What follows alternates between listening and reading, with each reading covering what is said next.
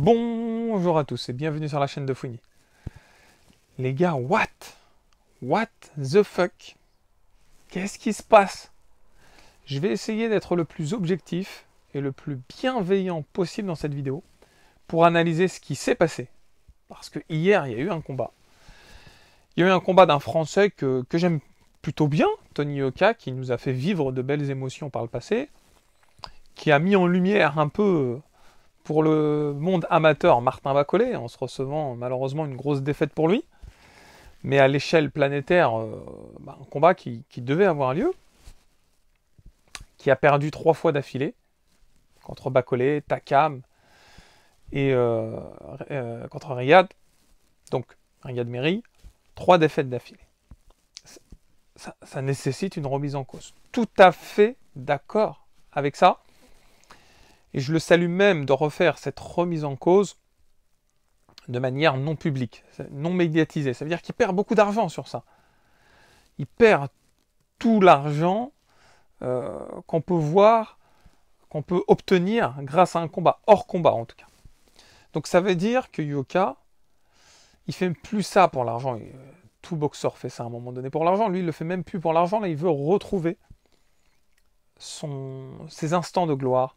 Il veut retrouver le Tony Yoka qui a brillé par le passé, ou tout simplement découvrir un nouveau Tony Yoka. Donc, pour tout ça, j'essaie d'être le plus objectif possible, et je me dis, il a raison.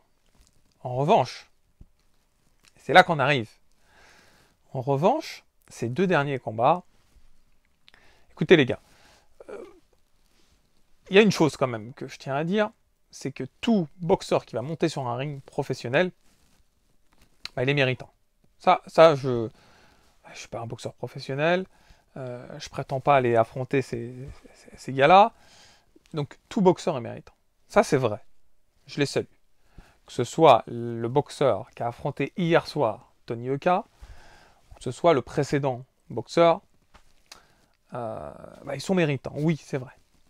En revanche, et c'est pas une critique, mais en revanche, un boxeur se doit, et ça fait partie un peu de la logique du parcours professionnel d'un boxeur, se doit de boxer quand même en conséquence par rapport à son niveau et ses espérances.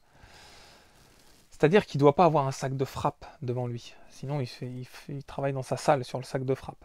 Il doit avoir un boxeur qui a du répondant, qui a déjà fait quelques preuves, qui sait ce que c'est que gagner assez régulièrement, pour pouvoir gagner de l'expérience. Donc Tony Yoka, je répète qu'il n'y a rien aucune offense, aucune attaque. Mais le combat d'hier soir, j'ai trouvé que je l'ai trouvé gênant, malaisant. C'est-à-dire qu'il affronte Lama, il affronte pas un lama, il boxe pas contre un lama, ça c'est une vieille blague toute pourrie, bref. Il affronte Lama Griggs, un boxeur anglais, si je dis pas de bêtises, que je connaissais ni d'Ève ni d'Adam. Je le connaissais abs, ce boxeur-là. Et en soi, c'est normal, je connais pas tous les boxeurs. Mais celui-ci, pas du tout. Alors, c'est une chose de ne pas connaître un boxeur, parce qu'il y en a... j'ai parlé à mon pote la dernière fois de Ajakba, il m'a dit je le connais pas, le Nigérian, alors que quand même, il est costaud, ce gars-là. Donc je lui ai dit, à la limite, tu connais pas tous les boxeurs, mais ça serait intéressant de commencer à connaître ces boxeurs-là. Mais lui, Griggs, là, en soi, j'ai regardé sa carrière professionnelle. Alors, il a une carrière professionnelle, donc c'est déjà méritant. Il a 3 victoires. Des victoires, voilà, quoi. Il a 7 défaites, des défaites assez fracassantes. Un draw, un match nul. Et surtout, il a affronté aucun nom plausible actuellement dans le milieu par rapport à ce que Yoka a affronté, en fait. Je dis pas que chaque boxeur a sa place, ça je le conçois. Je dis pas que ce boxeur-là a fait une bêtise, Griggs. Il a eu raison, tenter. Dans ce sens-là, il a raison. Yoka, il veut se reconstruire, ce que je comprends également, mais il y a une hiérarchie. C'est-à-dire que il a tenté sa chance contre des bons boxeurs, Yoka. Franchement, il a affronté quelques boxeurs qui ont été à un moment donné peut-être top 20. Voilà, il a affronté certains, je ne sais plus comment il s'appelle, Dimitrenko, comment il s'appelle aussi bon, il en a affronté quelques-uns, comme ça. Je les ai plus en tête, là. Je suis désolé, les noms, ça m'échappe. Duhaupas, par exemple. Donc, il a commencé sa carrière, Yoka, en affrontant pas forcément des boxeurs qui avaient 3 victoires, 15 défaites, en fait. Alors qu'il y en a qui le font. Hein. Mais ça aurait été logique de commencer par sa carrière en commençant par des boxeurs comme ça. Donc, il a commencé sa carrière en affrontant quand même des boxeurs assez costauds.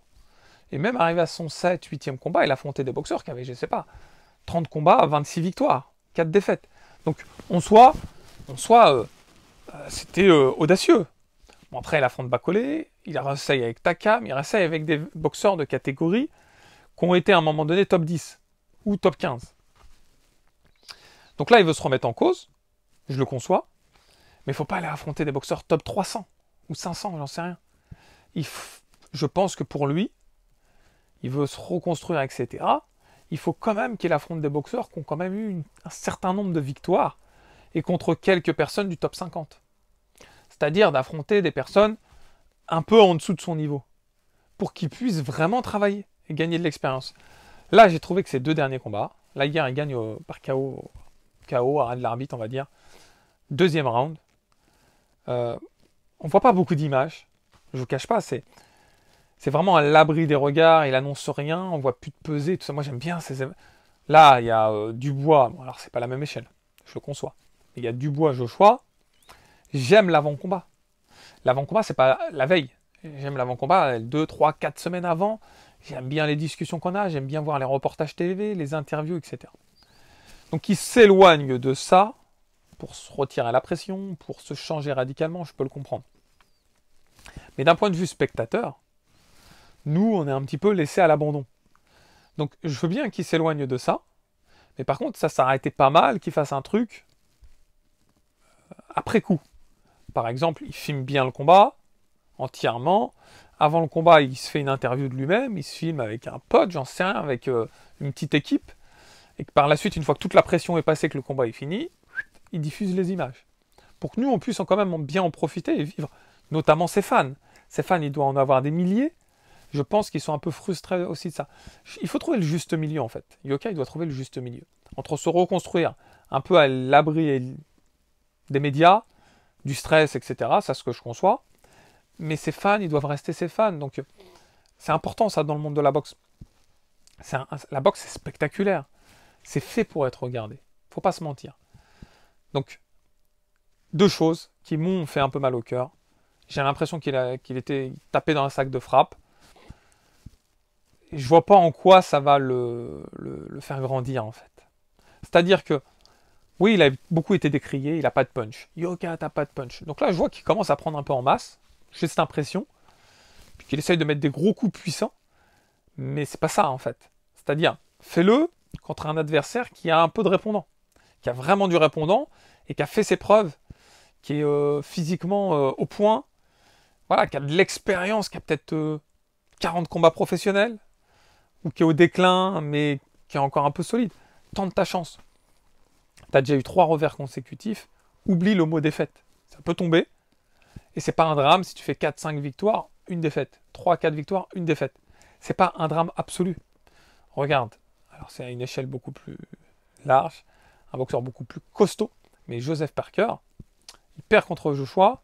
Il perd direct contre Dillian White. Il se refait quelques victoires. Il repère contre Joe Joyce. Il se refait des victoires.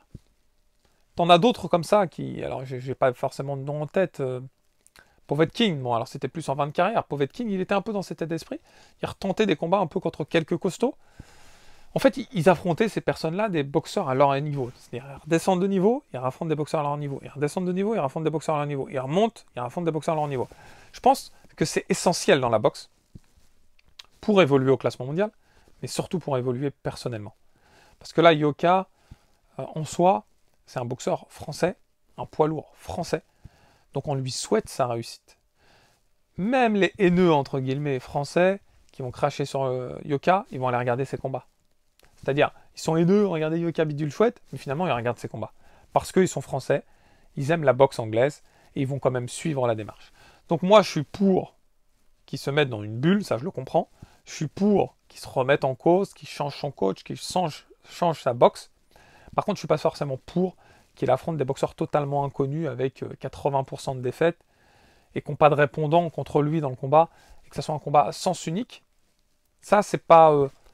d'une part, c'est pas glorieux, et c'est pas forcément positif pour lui. Et ensuite, pour ses fans, ça sera bien qu'au moins, après coup, qu'ils puissent diffuser des vraies images pour qu'on puisse continuer à vivre avec sa boxe et son parcours. Voilà, c'est tout ce que j'avais à dire sur cette vidéo What the fuck, les gars. Je sais pas si certains ont pu assister au combat en direct, j'en doute. J'en doute fortement vu la communication. En tout cas, j'espère que vous avez apprécié cette vidéo. Si c'est le cas, n'oubliez pas le pouce qui fait plaisir. Puis si ce n'est pas déjà fait, de vous abonner à la chaîne. Dans tous les cas, les gars, je vous dis à très vite. Ciao, ciao.